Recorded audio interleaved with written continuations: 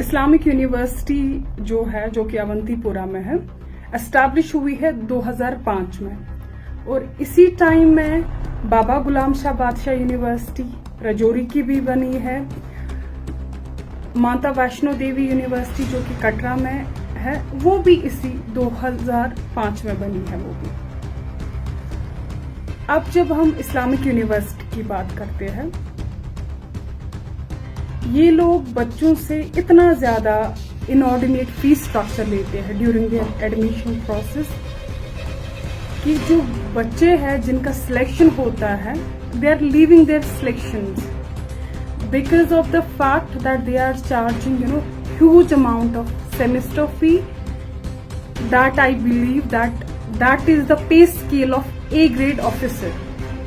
मैं यहाँ पे MSc Physics की बात कर लूंगी.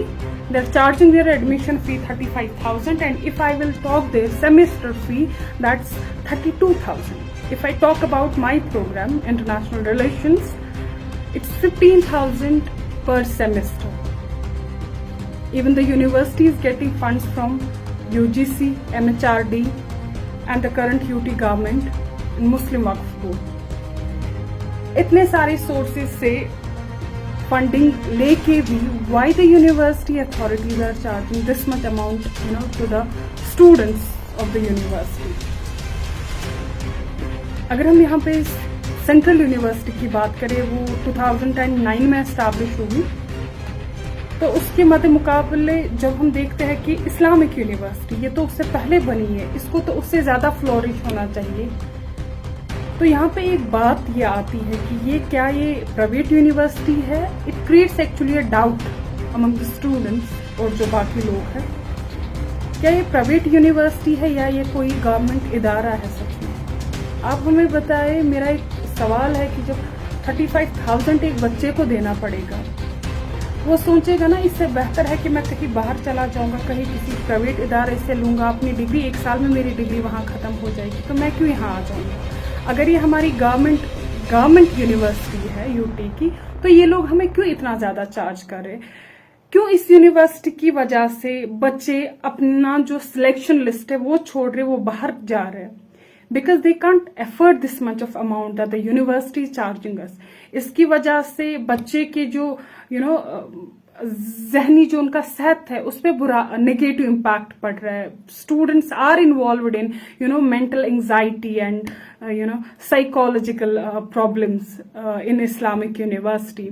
एंड आई बिलीव अगर हम यूनिवर्सिटी की बात करें, इट इज एक ऐसा इंस्टीट्यूशन है जहां पे एक स्टूडेंट की पर्सनैलिटी डेवलपमेंट होती है एज वेल एज जो उसका एकेडमिक डेवलपमेंट वहां होती है. बट जब एक बच्चे को इतना ज्यादा ह्यूज अमाउंट ऑफ फी होता है यूनिवर्सिटी में, then it's very difficult for them to carry their education smoothly in the university. And I feel then this is one of the reason जहां पे फिर बच्चे अपनी जो तालीम है सही तरीके से मुकम्मल नहीं कर पाते, क्योंकि उनके दिमाग में ऑलरेडी वो चीजें होती है. हम लोग तो इतना नहीं पढ़ रहे इस यूनिवर्सिटी से जितना हम पे कर रहे हैं. और एक बात हम सब लोगों को पता है कि पिछले 4 सालों से कश्मीर में फाइनेंशियल क्राइसिस काफी चल रही है, जिसकी वजह से ये हम लोगों के लिए बहुत अलमिया की बात है कि हमारे बच्चे अपनी जहां उनको तालीम हासिल करनी है कि वो तालीमी इदारे छोड़ रहे. इतना हमारे जो तालीमी इदारे यहाँ पे वादी कश्मीर, वो इतना ज्यादा huge amount of fee they are charging to the students. मेरी एक रिक्वेस्ट रहेगी जो कंसर्न अथॉरिटीज है, मेहरबानी करके इस मसले को आप देख लीजिए. जो इस्लामिक यूनिवर्सिटी है, why they are charging this much of amount to the students. हमें यूनिवर्सिटी से कोई लड़ाई नहीं है. आई एम जस्ट सेइंग कि जो वहां पे बच्चों से बहुत ज्यादा फी वसूला जा रहा है, उस पे जो कंसर्न अथॉरिटीज है, they should keep an eye. अगर इस्लामिक यूनिवर्सिटी को 1300 बच्चों की capacity, intake capacity annually, when we are calculating their fee, it comes about 6 crore. Question comes here, then why the university is charging this much amount of fee to the students? If from other sources the university is getting funding and the students annual fee, does it mean जो वहाँ पे development अभी हो रही है in the name of infrastructure and the faculty salary that is on the shoulders of students. बच्चा जब एक इदारे में जाता है उसको ऑलरेडी बहुत ज़्यादा एक्सपेंसेस देखने पड़ते हैं, whether that is the accommodation, whether that is the transportation, या जो फिर उसके डेली पर्सनल एक्सपेंसेस होते हैं. बट जब ऑलरेडी बच्चे को वो मायूस हो जाता है जब वो अपना एडमिशन फी देखता है कि जो एक ए ग्रेड ऑफिसर का पे स्केल है, that much I have to pay for my semesters. तो मैं रिक्वेस्ट कर रही हूँ इस्लामिक यूनिवर्सिटी की अथॉरिटीज से कि ऐसा ना हो कि हम बच्चे सड़कों पे आ जाए. I believe and I hope जो कंसर्न अथॉरिटीज है वो ये चीज मद्देनजर रखते हुए हम बच्चों के साथ इंसाफ करें. ऐसा ना हो कि जहां से हमें अपनी डिग्री लेनी हम वही इदारा छोड़ दें.